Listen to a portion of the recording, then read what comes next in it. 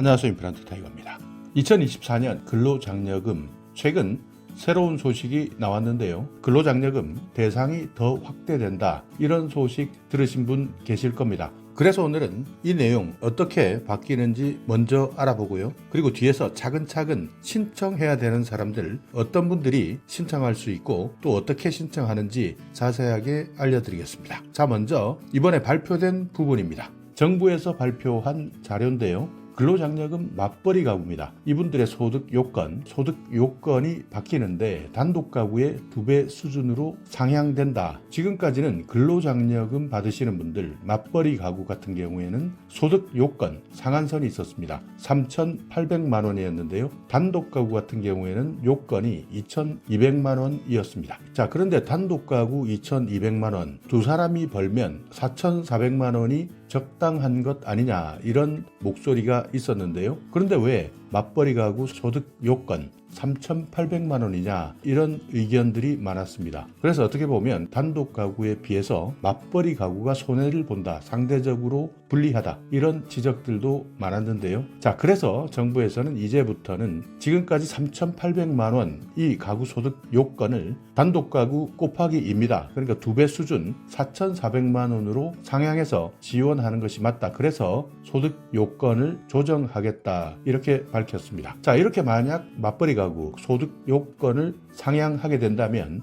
20만 7천 명에서 25만 7천 명까지 혜택을 받을 수 있는 사람들이 확대되는 효과가 있습니다. 자, 그런데 이것이 올해 바로 적용될 수 있느냐, 이 내용은 조금 더 살펴보셔야 됩니다. 왜냐하면 2024년 세법 개정안이 국회에서 통과되어야 하기 때문인데요. 이제 4월입니다. 그렇기 때문에 실제 근로장려금 5월 정기 신청 이전에 반영될지 여부는 한 번 더 확인해 보셔야 됩니다. 당장 바뀌는지에 대한 여부는 추가적으로 발표되는 정보가 나올 때 최대한 신속하게 알려드리겠습니다. 자, 그렇다면 현재까지 2024년 근로장려금 그리고 자녀장려금 궁금하신 분들, 지금부터 본격적으로 정확하게 들으셔야 됩니다. 자, 여기 팜플렛 한번 보겠습니다. 국세청에서 발표한 팜플렛인데요. 근로장려금 그리고 자녀장려금 제도라는 것은 내가 일을 하고 있지만 소득이 적은 사람 많습니다. 이런 사람들이 계속 일할 수 있도록 실질 소득을 지원해주고, 또 만약 아이들이 있다면 자녀 양육을 지원해주는 제도, 이것이 근로장려금, 자녀장려금 제도인데요. 중요한 것은 자격입니다. 이 자격 알고 계시는 분들 있지만 몰라서 신청하지 않는 분들 많기 때문에 이 신청 자격 반드시 확인해 두셔야 됩니다. 자, 첫 번째는요, 가구 유형입니다. 올해 받으시는 분들은 지난해 일하신 분들, 이분들이 해당되기 때문에 2023년 12월 31일 현재 가구원 구성이나 소득 유무에 따라서 분류하게 됩니다. 그러니까 내가 지난해까지 단독 가구였느냐, 봇벌이 가구였느냐, 맞벌이 가구였느냐, 이런 것들을 확인해 보셔야 되는데요. 자, 단독 가구 같은 경우에는 배우자 없어야 됩니다. 부양 자녀도 없고요. 또 70세 이상의 직계 존속이 전부 없다, 이럴 때는 단독 가구입니다. 1인 가구 중에서 이렇게 배우자, 부양자녀, 70세 이상 직계 존속 아무도 없을 때 가능하고요. 봇벌이 같은 경우에는 배우자나 부양자녀 또는 70세 이상 직계 존속이 있어야 됩니다. 이분들 중에서 신청하는 사람이나 배우자의 총급여액이 300만 원 미만일 때 봇벌이 가구에 해당되고요. 맞벌이 가구는 둘 다 일하는 가구입니다. 그러니까 신청인 배우자 각각 총급여액 300만 원 이상인 가구, 이렇게 나뉘고 있는데요. 자, 배우자 같은 경우에는 사실혼은 제외됩니다. 법률상 배우자, 그러니까 신고가 되어 있어야 됩니다. 만약 실제 같이 산다 하더라도 법률상으로는 배우자가 아니라면 이분들은 해당되지 않는다. 자, 부양자녀 같은 경우에는 18세 미만입니다. 여기에서 비과세, 분리과세 소득을 제외한 연간 소득 금액이 100만 원 이하입니다. 그러니까 만약 18세 미만 중에서 연간입니다. 1년에 소득 금액이 100만 원 이상이라면 해당되지 않고요. 자, 70세 이상 직계 존속입니다. 자, 부모님 같은 경우에 마찬가지 연간 소득 금액이 100만 원 이하, 여기에다가 주민등록표 상에 동거 그리고 생계를 같이 하는 직계 존속이어야 한다. 자, 그리고 맞벌이 같은 경우에는 총급여액 등 이렇게 나와 있는데요. 여기에 포함되는 것은 내가 일해서 버는 돈, 근로소득, 그리고 그 외 사업소득도 포함되고요. 종교인 같은 경우에는 종교인 소득도 합계해서 총급여액에 모두 합칩니다.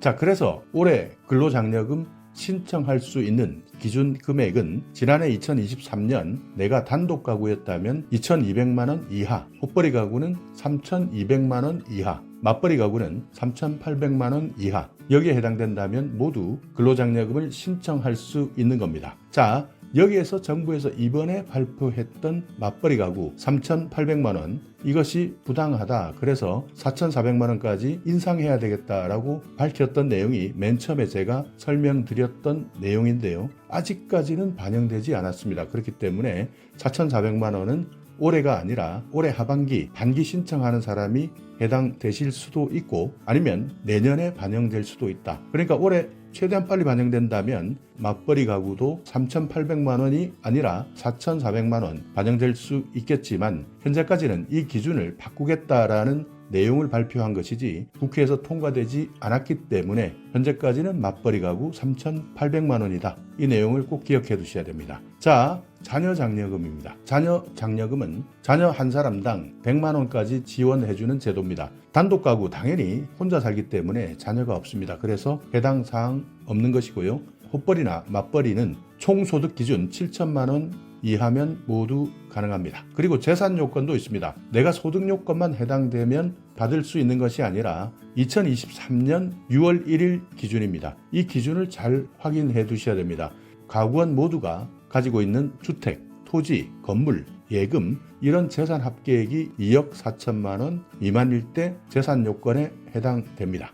자, 여기에서 부채는 차감하지 않기 때문에 이 부분 헷갈릴 때 많으니까요. 부채는 차감하지 않는다. 이것 꼭 기억해 두시고요. 자, 그렇지만 신청 제외자도 있습니다. 누구나 다 받을 수 있느냐? 아니겠죠. 우리나라 국적이어야 되고요. 또 돈을 많이 버는 사람들은 안 됩니다. 자, 그래서 신청 제외 대상이 있는데요. 기준 일자는 2023년 12월 31일 기준입니다. 대한민국 국적을 보유하지 아니한 자, 다만 대한민국 국적을 가진 사람과 결혼한 사람 가능하고요. 대한민국 국적에 부양자녀가 있는 사람, 그리고 2023년도에 다른 거주자의 부양자녀인 사람, 이 사람도 신청 안 됩니다. 변리사, 변호사, 의사, 그 외에도 여러 전문 직종이 있습니다. 전문직 사업을 하고 있는 사람, 배우자까지 포함됩니다. 이런 사람 신청할 수 없습니다. 자, 그렇다면 얼마를 받을 수 있느냐? 단독 가구입니다. 최대 지급액 165만 원, 호벌이 가구는 285만 원, 맞벌이 가구는 330만 원까지 지원받을 수 있고요.